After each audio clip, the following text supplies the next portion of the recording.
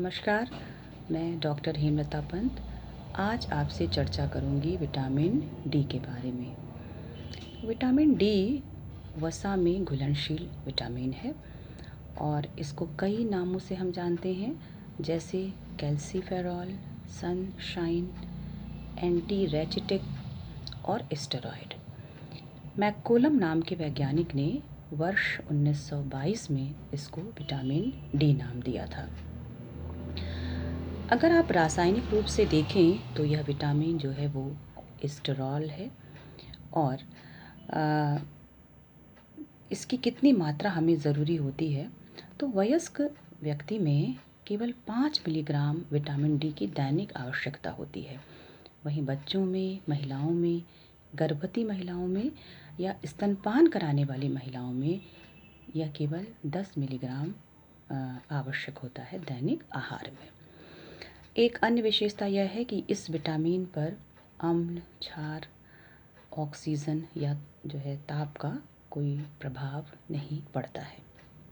अब आइए हम स्रोत की बात करें तो विटामिन जो डी है वो मुख्य रूप से सूर्य की पराबैंगनी किरणों से हमें प्राप्त होता है। इसके बाद यह मछली से, मछली के तेल से, मछली के यकृत से, अंडे से, दूध से, और दूध वसा युक्त हो तो उससे बहुत अधिक मात्रा में मिलता है, मक्खन है, पनीर है, घी है, ये सब विटामिन डी के बहुत अच्छे स्रोत हैं।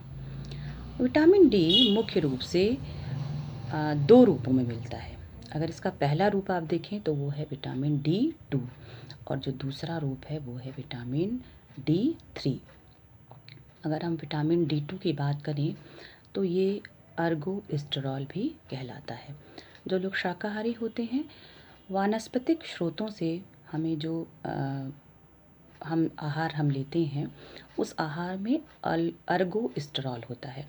वही अर्गोस्टेरॉल जो है सूर्य की पराबैंगनी किरणों से मिल करके जो है विटामिन डी में बदल जाता है। अर्थात अर्गोस्टेरॉल जब सूर्य की पराबैंगनी किरणों से मिलता है तो सर्वप्रथम ल्यूमीस्टेरॉल में, फिर टेकीस्टेरॉल में और उसके बाद कैल्सीफेरॉल D2 में बदल जाता है। अब बात करते हैं विटामिन D3 इस रूप की। विटामिन D3 जो है उसमें सक्रिय 7 हाइड्रो कोलेस्ट्रॉल पाया जाता है और ये मुख्य रूप से मछली के तेल में पाया जाता है। हमारी त्वचा के नीचे ये 7 हाइड्रो जो कोलेस्ट्रॉल है, ये जब सूर्य की पराबैंगनी किरणों से मिलता है तो उसके संपर्क में आने से ये विटामिन डी में बदल जाता है। तो ये विटामिन डी के दो रूपों की चर्चा हुई। अब बात करते हैं कि विटामिन डी के कार्य क्या हैं। विटामिन डी बहुत सारे कार्य करता है हमारे लिए। इसका जो मुख्य कार्य होता है वो है ये कैल्शियम के अवशोषण में मदद करता है। उसके बाद हमारे मूत्र से ये कैल्शियम के उत्सर्जन को कम करता है। इसके अन्य कार्यों में यह है कि ये फास्फोरस और कैल्शियम इन दोनों का उपापचय भी करता है। हमारे शरीर में जो पैराथायरॉयड ग्रंथि है उसके नियंत्रण का कार्य भी विटामिन डी करता है। ये हमारी हड्डियों को, मतलब हमारे शरीर में जो हड्डियां हैं उसको मजबूत बनाने का काम भी करता है। तो ये कुछ विटामिन डी के मुख्य कार्य हैं। अगर किसी कारणवश हमारे शरीर में विटामिन डी की कमी हो जाए तो छोटे बच्चों में सूखा रोग यानी कि रिकेट्स आपने सुना होगा, तो छोटे बच्चों में रिकेट्स हो जाता है जिससे उनके पैरों की जो हड्डियां होती हैं वो बहुत पतली हो जाती हैं। और वयस्कों में, महिलाओं में या फिर स्तनपान कराने वाली महिलाएं हैं, गर्भवती महिलाएं हैं, अगर उनमें विटामिन डी कम हो गया तो उसमें अस्थि मृदुता, ऑस्टियोमेलिसिस जो है ये रोग हो जाता है, जिससे कि अंश मेखला है, पैरों की हड्डियां हैं, जांघ की हड्डियां हैं, वो धीरे धीरे बहुत कमज़ोर हो जाती हैं।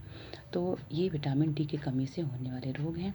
अतः हम लोगों को विटामिन डी का जो हमें कहाँ से मिलेगा, सबसे अच्छा यही है कि हम प्राकृतिक रूप से अगर विटामिन डी लेना चाहें तो सुबह हम जब सूर्य निकलता है उसके बाद अगर 10-15 मिनट उस सूर्य के प्रकाश के नीचे बैठ जाएं तो हमें प्राकृतिक रूप से विटामिन डी की आपूर्ति हो जाती है।